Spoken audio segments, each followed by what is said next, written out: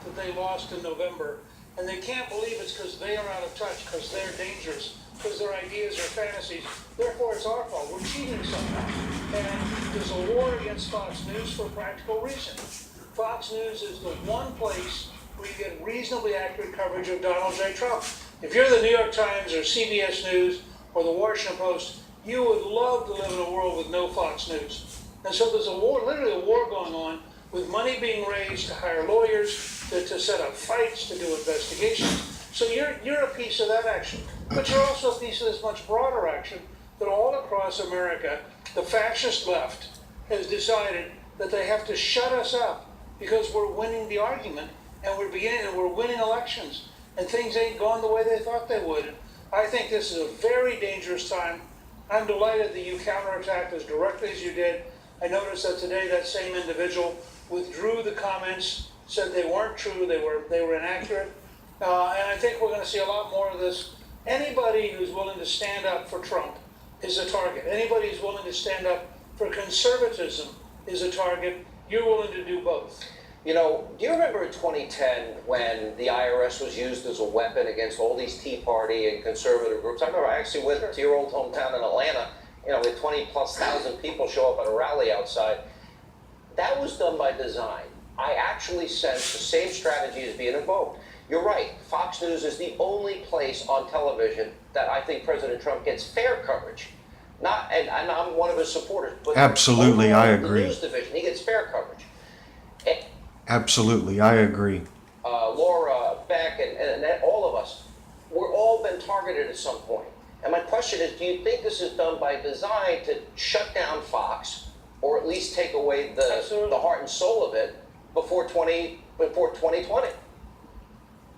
Look, absolutely. I think that the left thought they were going to win up to about 8 or 9 o'clock on election night, and they were sure that when Hillary replaced Obama, that they would then finish the job of wiping out conservatism in America, and they would impose their radical values, they would impose their bureaucrats, they would impose the laws they wanted, and they have been in a state of shock ever since 9 or 10 o'clock election night, and now they're in a total rage, and they decided that conservative media, conservative talk show hosts, Fox News in particular, even YouTube, that if you're allowed to continue to broadcast, if you're allowed to continue to reach out to millions of people, that they're never going to win again. And I think, frankly, they're right. And so this is an all-out effort with Hollywood liberals putting up millions of dollars, with George Soros putting up tens of millions of dollars. You see it all across the country, this desperate effort to organize, to politicize. I was at a university recently giving a speech. I had college Republicans tell me that they were genuinely frightened right after the election, because if you smiled, people yelled at you because it was inappropriate to smile when Hillary Clinton lost. I mean, it's that kind of intimidation, and it can get that bad.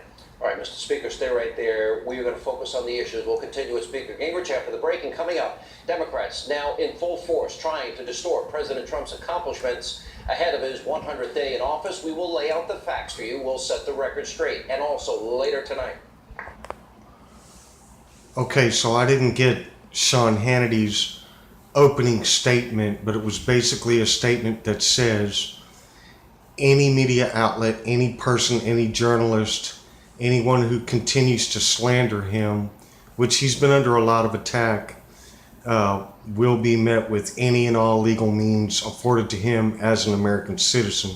He basically sequestered one of the best legal teams in the country to defend him and what he says, because Sean Hannity is a man of integrity, there is no doubt. And the attack on conservatives is real in this country.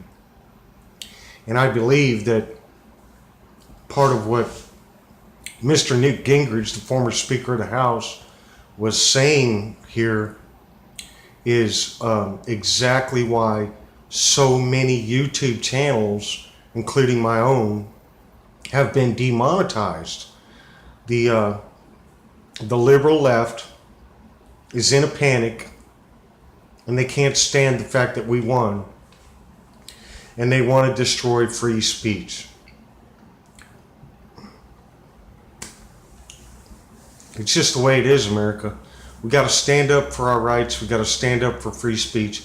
We have to continue to do what is right. Okay?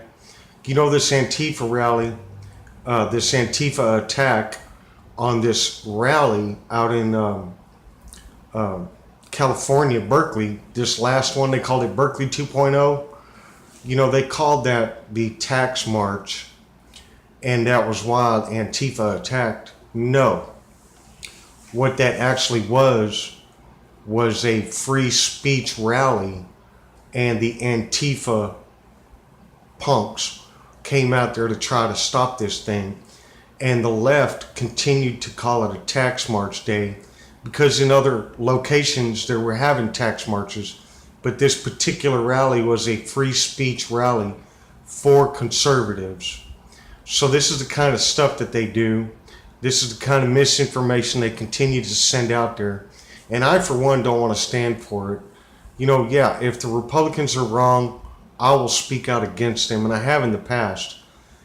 I'm not totally balanced either, but I'm just a little guy, man, because I dislike liberals so much. It's just crazy because of the way they act. If they would be a little bit more fair and balanced, kind of like I am, and a lot of people are, and not so butthurt, maybe America would be able to tolerate them a little bit better. So anyway, I don't know if we're going to go back to Sean Hannity. If we do, we'll come back in the next segment. That's my message tonight on why I think many YouTube channels and conservative voices in America are being shut down. My name is Johnny Jetrod, and I hope you enjoyed this clip.